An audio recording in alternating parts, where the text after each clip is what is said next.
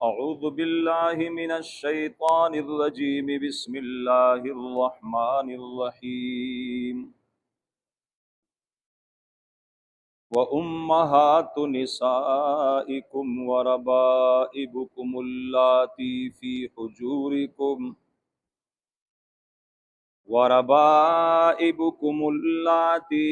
حُجُورِكُمْ من نسائكم اللاتي دخلتم بهن فإن لم تكونوا دخلتم بهن فلا جناح عليكم۔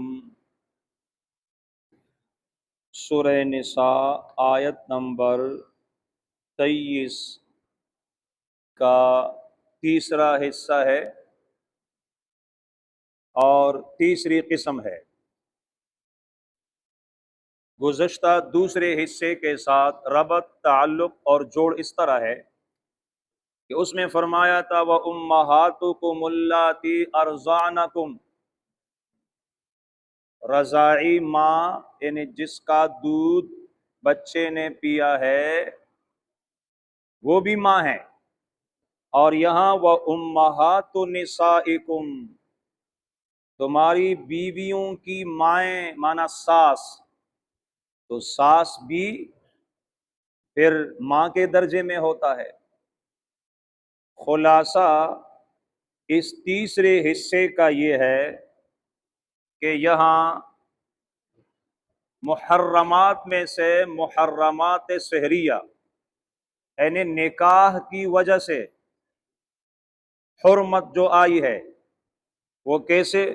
فرمایا وَأُمَّهَاتُ نِسَائِكُمْ، اور تمہاری بیویوں کی مائیں۔ معنی یہ ہے کہ ایک آدمی کا نکاح ایک لڑکی سے ہو گیا، فقط نکاح ہو گیا، ہم بستری ہوئی ہے یا نہیں، اس لڑکی کی ماں اس پر حرام ہے۔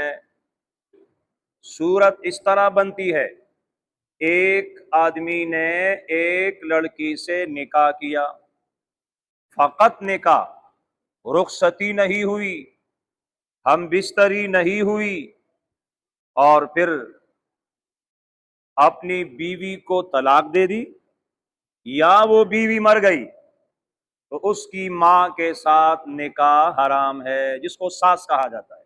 ٹھیک ہے، ایک صورت یہ ہے۔ اس کے لیے ضابطہ ذہن میں رکھنا چاہیے کہ نکاح البنات تحریم الامہات، نکاح البنات تحریم الامہات، ایک آدمی کا نکاح کسی لڑکی سے ہو گیا، فقط نکاح کی وجہ سے پھر اس لڑکی کی ماں اس پر حرام ہے۔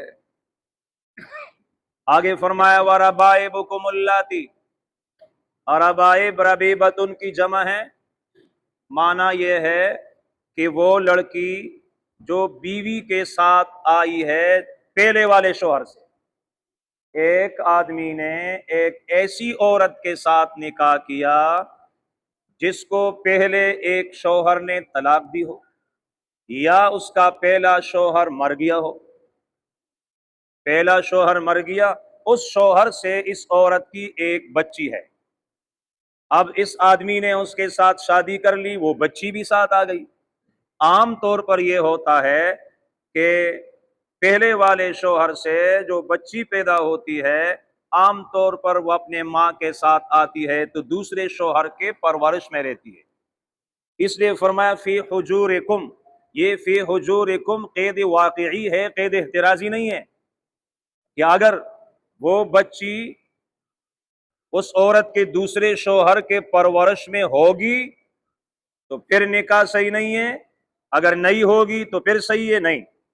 وَرَبَائِبُكُمُ اللَّاتِي، تمہاری وہ ربیبیں مانا پروردہ بیٹیاں، اللَّاتِي فِي حُجُورِكُمْ، جو تمہارے پرورش میں ہیں، من نسائکم اللَّاتِي، تمہاری ان عورتوں سے دخلتم بہن، جن کے ساتھ تم نے ہم بستری کی ہے، جامعتموہن۔ اب مسئلہ یہ ہے کہ ایک آدمی نے ایک عورت کے ساتھ شادی کی، اس عورت کی پہلے شوہر سے ایک بچی بھی ساتھ آئی، اب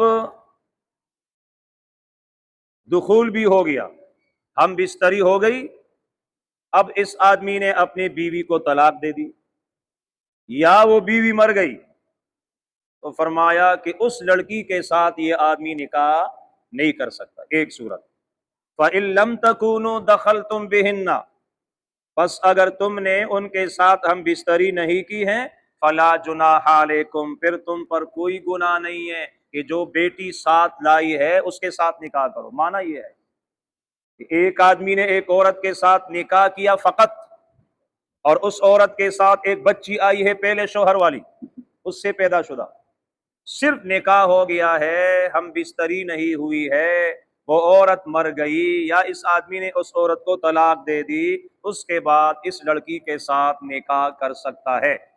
तो ज़ाबिता याद रखना है कि निकाहुल बनाते तहरीमुल उम्महाते और दुखूलुल उम्महाते तहरीमुल बनाते, दुखूलुल उम्महाते तहरीमुल बनाते, माना कि जो इस औरत के साथ शादी की थी, हम बिस्तरी हो गई, तो फिर उसकी जो बेटी आई थी वो इस पर हराम, और अगर हम बिस्तरी नहीं हुई तो फिर वो हलाल।